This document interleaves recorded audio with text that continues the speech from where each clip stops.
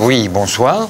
Oui, bonsoir, c'est la brigade des South Wiener avec Pierre Menez, avec bien, notre messieurs. ami Didier Roustan et Eugène Sacomano. Je vous en prie, 4e étage, merci. D'accord.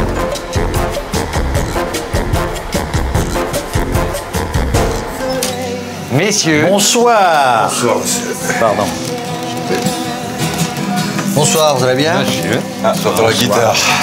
Oui, si vous voulez passer par la cuisine d'abord. Eugène, là, j'avance la beauté. La cuisine. C'est à ça que je pense quand je n'y pense plus. À ces jours à venir, à jamais disparu. Disparu. Voilà, Marcel.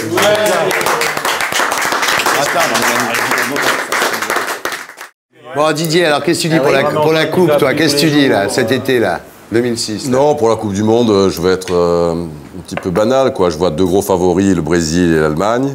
Ouais. Et après, 7-8 équipes, et la France fait partie des 7-8. Après, ça se joue à des petits détails, le tirage au sort, la forme du moment, ou des choses comme ça. Enfin, moi, je vois ça comme ça. Ouais.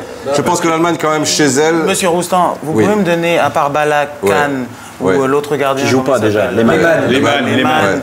Et peut-être Aman. Ouais. Vous pouvez me donner 3 noms de joueurs allemands? Non, mais c'est pas le problème des joueurs allemands. Moi, je peux pas, Il m'a bien peux pas te donner, par exemple, les 11 joueurs allemands. Je peux pas t'en citer Ah, ça. voilà, Qui ont joué c'est contre intéressant. l'Allemagne au Stade de France et qui ont fait 0-0.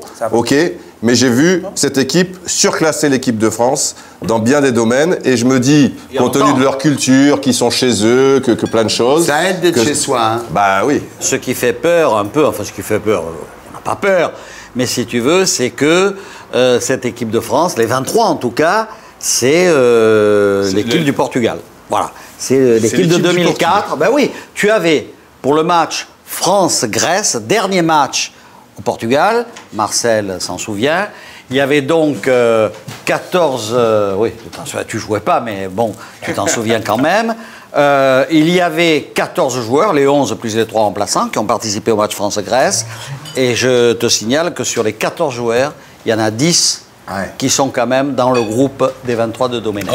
Alors moi, j'ai peur qu'il y ait une certaine usure ou une certaine... bon, je sais pas. Ouais. Mais bon, voilà quoi. Tu vois qui en finale? Le Brésil et une autre équipe probablement Laquelle européenne. Mais laquelle? Oh ben laquelle, je ne sais pas. L'Italie, le Portugal, l'Espagne. Le Portugal. La Hollande. Ah. La Hollande. Peut-être bien. mais attention, ils sont Qui a dans un toujours été malheureuse dans les phases finales de tournois, européens ou mondiaux, mais qui là peut surprendre. Ah, mais Eugène, ils sont dans un groupe tellement difficile. Oui, c'est vrai, Argentine, le groupe Serbie, de la mort. Côte d'Ivoire, Pays-Bas. Ou alors Brésil-Argentine. Tu vas laisser. En tout cas, tu verras. Tu vas laisser pas. Continue le tour de table. Marcel. L'Angleterre, la blessure de Rooney, c'est une catastrophe. Marcel. Ah, pour moi, non, bah, Brésil et voilà, point d'interrogation. Ouais. Brésil sûr. Hein. Surtout qu'il garde la coupe s'il la gagne. Tu peux gratter un peu le point d'interrogation. Tu vois qui dans le point d'arrêt? Non, bah, j'ai mes collègues qui jouent pour l'équipe de France, donc Mes collègues. et je suis français, donc France on va dire. Brésil-France. Mais bon, on y croit, mais bon, voilà, on se force un peu. Moi, je vais vous dire un truc. Je pense, moi, les équipes les plus fortes, c'est le Brésil, c'est clair, pour moi. C'est la plus forte. Et l'Italie, bon, la plus forte. Maintenant, ça ne veut pas dire que parce qu'elle est la plus forte, elle va gagner. On est d'accord. Donc, les équipes les plus fortes, on le sait, hein, c'est pas la peine de tomber de la cuisse de Jupiter, c'est le Brésil et à mon avis l'Italie. Maintenant, il y a des équipes, il y aura une surprise, il y a toujours une surprise en Coupe du Monde. Moi, je pense que la Côte d'Ivoire, grâce à Arsenal justement, s'est dotée d'une défense, hein, parce qu'il y a le travail de ce défenseur là qui va peut-être permettre d'apporter à la Côte d'Ivoire un petit plus. Et je pense que que la Côte d'Ivoire va aller loin. Et je pense que la France sera dans le dernier carré. Et j'espère, et j'y crois, j'ai la foi qu'elle sera en finale. Mais je ne pense pas que ce sera forcément l'équipe la plus forte qui gagnera. Ça sera la meilleure équipe qui gagnera. Et la meilleure équipe, c'est celle qui aura trouvé les ressources d'être plus forte que les autres au jour J, à l'instant T. C'est ça une compétition. La France et une autre équipe. Enfin, en même temps, être en demi-finale, c'est déjà faire une bonne Coupe du Monde. Christian, tu vois qui, toi? Moi, j'aime toujours les outsiders, les challengers. Voilà, bravo. Donc, j'ai envie que ce soit une équipe africaine. Côte d'Ivoire. Le Togo? Togo ou... Dans la Côte d'Ivoire, ça serait génial. Non, mais... Si c'est le Togo, on est mal barré. Hein. Peut-être parce qu'il y aura plus de fraîcheur, mais en même temps, ils apporteront la surprise et l'originalité, je crois, dans le foot ou de la compétition. Ça serait bien, hein, une équipe africaine. Tu vois qui, Pierre? Pareil, bah, le Brésil, je crois que ça fait très très longtemps qu'il n'y a pas eu une Coupe du Monde où il y a eu un favori aussi écrasant que le Brésil, qui fasse quasiment l'unanimité. Ouais. Et après, je suis un peu comme Eugène, je suis assez d'accord avec Eugène sur les Pays-Bas, mais encore une fois, ils sont dans un groupe tellement difficile au départ. Et toi, Alain, alors? Allez, toi. Brésil, Argentine. En fonction du tirage, hein, bien sûr. Hein. Michel. Moi, je vois bien la Suisse aussi.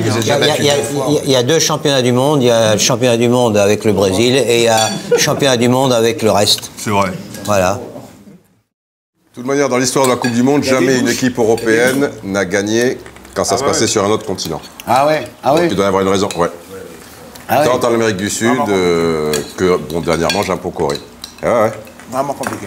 1930, c'est en Uruguay. Non, mais il y a eu que 6 équipes qui a gagné chez elles. 1950, c'est au Brésil, c'est l'Uruguay qui gagne.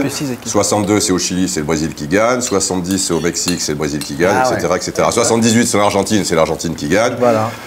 82, Espagne. 86, c'est au Mexique, c'est l'Argentine qui gagne, toujours pas l'Europe. 94, aux États-Unis, c'est pas l'Europe, c'est le Brésil qui gagne. Jamais une équipe européenne n'a gagné. Et les gens, européen. et quand c'est joué en France, c'est la France qui gagne. Combien il y a d'exemples comme ça? 30%. 30, pas plus. Ouais, mais c'est pas mal quand même. Ça fait 1 sur 3,5. Je veux dire qu'il y a un joueur tout seul qui peut gagner contre 11, c'est un truc de fou. Il demande. Je veux dire, il n'y a pas un joueur qui est au-dessus des autres. Le football, le football, c'est un sport collectif. Il faut des défenseurs. Des défenseurs. Il faut des défenseurs. Si tu n'as pas de défenseurs, comment ils vont... Il faut de tout, d'accord, Francis, il faut de tout. Mais attends, mais il faut arrêter de dire que le joueur de football, c'est le mec qui met des buts. Attends, Vicente Lizarazu, qui est le joueur le plus capé en France, en Europe, et le plus capé, c'est Vicente Lizarazu. C'est le joueur étranger le plus capé de la Bundesliga. Et c'est certainement celui qui a le plus de titres dans le monde. Est-ce que vous croyez que sans des joueurs comme ça, il y a des Ronaldinho qui peuvent marquer? Mais ce pas les joueurs les plus titrés du monde qui sont les meilleurs joueurs du monde. C'est parce qu'il était là au bon moment et qu'il a un certain talent. Ça veut dire que pendant toute sa carrière, il a été meilleur défense. Je vais te dire quelque chose. Si tu as 10 niveaux de Maradona, tu fais jouer 10 Maradona ensemble. C'est pas très complémentaire, mais tu en mets 10 ensemble et un gardien de but, c'est la meilleure équipe du monde, que tu veuilles ou non. Parce que tu toucheras jamais le ballon. Je suis pas d'accord avec toi. Mais oui, mais parce que tu toucheras jamais le ballon. Mais non, mais parce que dans le football, il n'y a pas que des Maradona, il y a des Bogossian, il y a un mec comme Laurent Blanc, un mec comme Maldini, tous ces mecs-là, comme Beckenbauer. Mais les deux, c'est bien, Francis. C'est pas question de dégrader les autres. Parce que c'est toujours les attaquants qui ramassent. Les deux, c'est bien. Et pour être sûr de ne rien rater de Inarditube, abonnez-vous et mettez un pouce bleu.